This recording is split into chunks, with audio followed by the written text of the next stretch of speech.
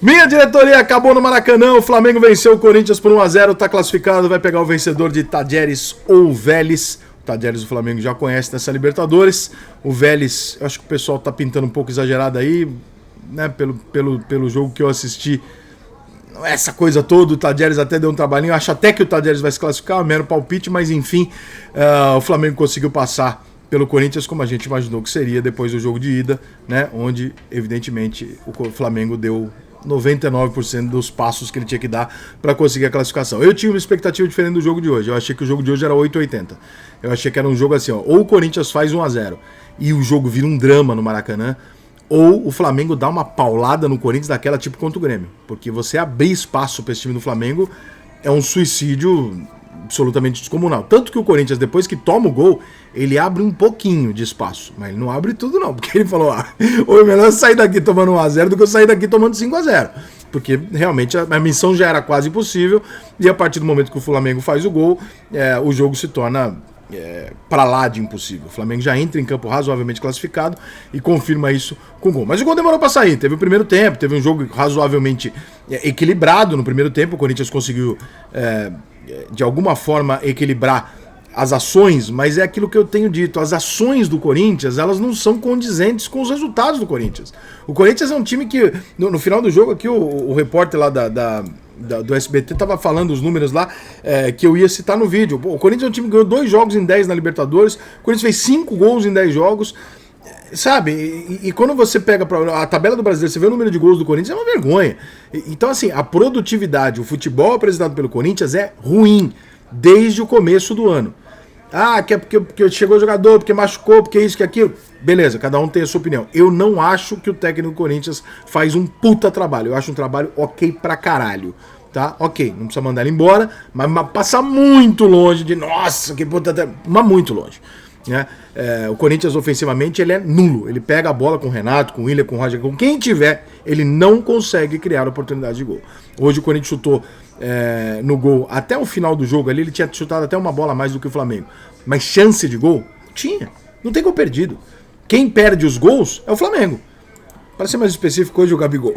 Mais do que especificamente o Flamengo, hoje o Gabigol estava de mal com o gol e o Pedro acaba fazendo o gol decisivo. Gol que inclusive vai ser muito importante para o Pedro, porque o Tite está louco para convocar o Pedro e está muito em cima, e ele precisa do máximo de argumentos que ele puder para levar o Pedro, dar uma oportunidade pro Pedro em 2 amistosos, para que o Pedro faça 2 gols lá e ele fala, não, vai estar nos meus 26. Por quê? Porque o Tite entende que o Pedro é o centroavante que ele não tem. O Gabigol não é, na cabeça do Tite, o centroavante 9, nenhum dos outros se firmou. O Firmino tem jogado mais atrás do como centroavante. O Jesus, quando entra, muitas vezes entra no lado direito, não entra como centroavante. Então essa busca pelo centroavante, talvez aquela ideia que a gente tem de falar assim, pô, bota o Neymar centralizado, o Tite fala, não, peraí, eu ainda tenho um centroavante para testar. E esse centroavante na cabeça dele é o Pedro. Então era muito importante pro Tite que o Pedro se firmasse como titular e fizesse gols. Gols como o de hoje, que tem que ser um gol decisivo.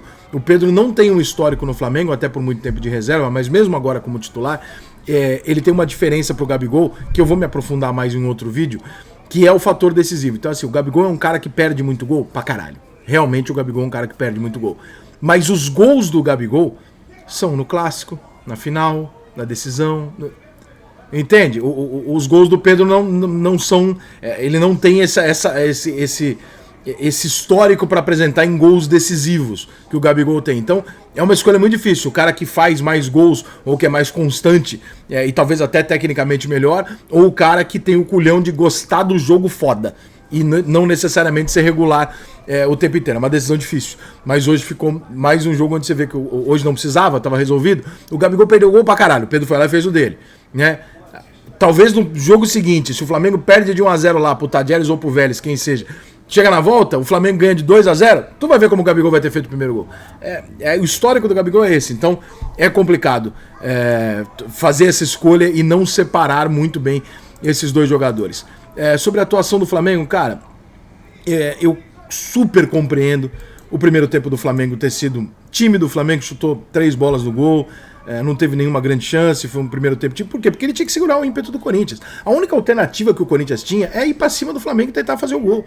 Não tinha nenhuma outra chance. E aí o Flamengo não é idiota. Falou assim, pô, tô com 2-0 no placar, eu tenho um puta de um contra-ataque. Por que eu vou me expor aqui, vou sair pra cima dos caras babando e tomar 1-0 aqui virar um drama?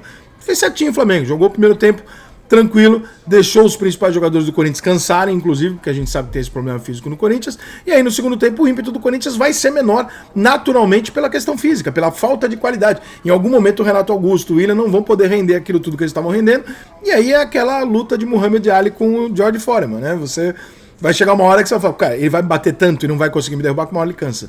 E uma hora eu vou ter o espaço. E aí, quando você dá espaço pro Flamengo, irmão? O segundo tempo vira completamente, é o Flamengo que tem a posse de bola, é o Flamengo que chuta 10 bolas no gol contra 4 do Corinthians, é o Flamengo que tem pelo menos 4 grandes chances de gol. O Corinthians ficou raríssimos momentos do jogo, o Corinthians dominou por mais do que 2 ou 3 minutos o jogo ofensivamente. Você pode pegar o gráfico de intensidade do jogo, lá no SofaScore tem isso, inclusive, que você vai ver que raríssimos momentos o Corinthians teve mais do que 2 ou 3 tracinhos de minutos ofensivos para cima do Flamengo. O Flamengo chega na semifinal com uma grande vantagem, na minha opinião, em relação a esse jogo. Se o Flamengo goleia o Corinthians hoje, eu acho que é ruim pro Flamengo. Por quê? Porque o Flamengo ia criar um cenário, de obrigação de ganhar a Libertadores, 2, da ilusão de que todo jogo vai ser fácil. E não vai. Esse jogo contra o Corinthians é atípico, como foi atípico o jogo contra o Grêmio.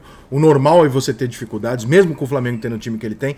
E aí é gerar uma expectativa de que assim, o Flamengo eventualmente não pode ir lá jogar contra o Vélez e voltar com 2-1 pros caras no bucho. Pode, Libertadores é assim. É muito comum que seja assim. E aqui você reverte, né?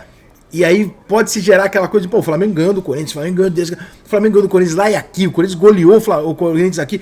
Fica uma expectativa ruim e a gente sabe que o Flamengo historicamente não lida bem com isso. Então pro Flamengo, eu acho que foi ótimo o Flamengo ter tido um jogo com alguma dificuldade até fazer 1-0, ter ganhado o jogo de 1-0, falado, pô, fui melhor que o Corinthians, fui. Pica, joguei bem os 2 jogos, fui merecidamente classificado para a semifinal, mas eu não passei o rodo não. O segundo jogo eu tive alguma dificuldade, para que o Flamengo, né, para que não haja nenhum tipo de surto de oba-oba de um ou outro jogador ou de torcida de entender que não, Libertadores virou obrigação. A Libertadores jamais, aliás, título nenhum, jamais pode ser obrigação. A cobrança tem que ser pelo empenho, pela conquista e não pela manutenção de um título que não é do Flamengo. Então, né, eu acho que ficou melhor do que se o Flamengo tivesse dado uma puta paulada no Corinthians e gerasse um ambiente, porque você sabe que independente do jogador do Flamengo ter juízo ou não, a imprensa não vai ter. Para vender jornal para flamenguista, para vender clique, ela vai fazer um estardalhaço e vai transformar isso num já ganhou e o caralho, meramente para ela ganhar dinheiro. Porque ela sabe que o torcedor vai clicar, porque o torcedor tá feliz, pô. Né? E aí você vai gerar um ambiente de merda. Então eu achei que 1-0 ficou assim, melhor resultado possível. Ganhar também o segundo jogo, mas ganhar pezinho no chão, tal, para que o Flamengo mantenha o foco e continue. Favoritaço a Libertadores em relação a elenco, a tudo isso, mas sempre registro.